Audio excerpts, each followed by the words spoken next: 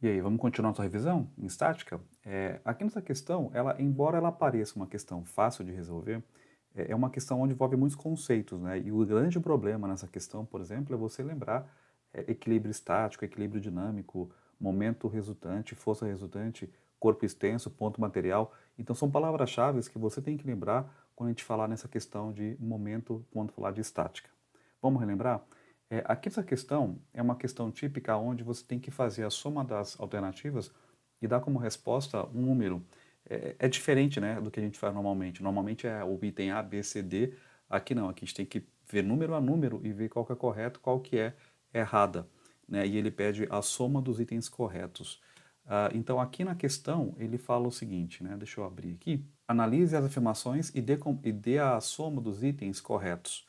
Aqui na primeira afirmação, número 1, ele fala o seguinte: a condição necessária para que haja o equilíbrio do ponto material é que a força seja nula? Sim, é verdade, né?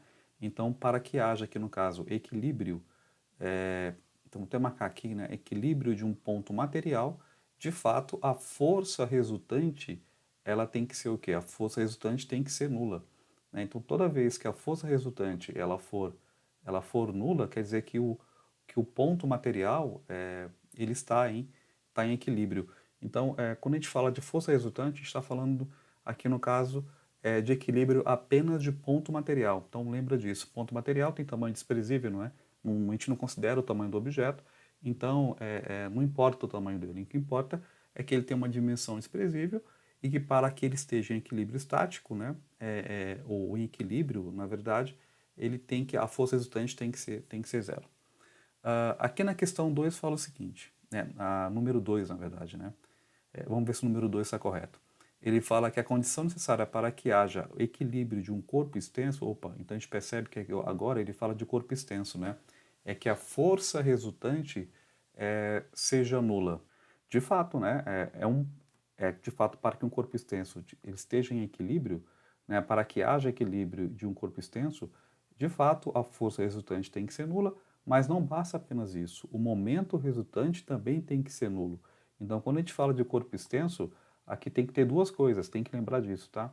Então, corpo extenso significa aquele objeto que tem tamanho considerável, né? Não é desprezível.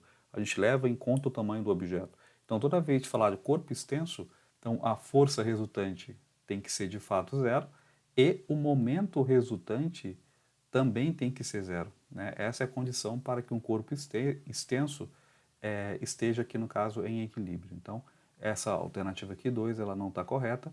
A alternativa 1 está correta. Vamos para o item 4, né? A questão de número 4 aqui no caso. Questão, né? Não, um número 4, né? Caso o momento resultante seja nulo, o corpo não realiza movimento de rotação. Isso é verdade, né? Então, toda vez que, por exemplo, ele falar que, caso o momento resultante seja nulo, o corpo não realiza rotação, está correto, né? Então, aqui ele está correto, ele não vai sofrer rotação quando o momento resultante ele for zero. Aqui no número 8 ele fala o seguinte: se a força resultante for nula, o corpo não pode rotacionar. Não, né? Na verdade, se a força resultante for nula, o corpo ele não pode transladar. Né? Então aqui está errado, esse item aqui está errado. A palavra aqui correta não é rotacionar. Aqui no caso é transladar. Né? Então, por isso que aqui quando ele fala, né, se a força resultante for nula, o corpo não pode não rotacionar, e sim transladar. Tá? Aqui no item 16 ele fala o seguinte: para que haja equilíbrio do corpo extenso, tanto a força resultante quanto o momento resultante devem ser nulos, né? Foi o que eu falei aqui no item 2, né? Então, essa aqui está correta. Então, para que o corpo extenso, né? Então, o corpo extenso ele esteja aqui em equilíbrio, né? Então, tem que haver duas coisas, né? Tem que acontecer duas coisas, duas situações físicas, digamos assim, né? Que eu acabei de falar, a força resultante tem que ser zero e o momento resultante também tem que ser zero, tá? Então, aqui como soma, né, aqui fica 16 mais 4, que dá 20, com esse 1 aqui vai dar 21.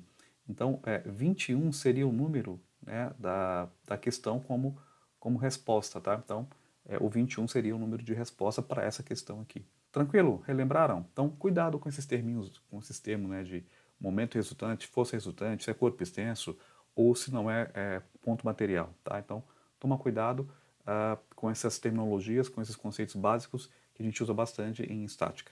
Bacaninha?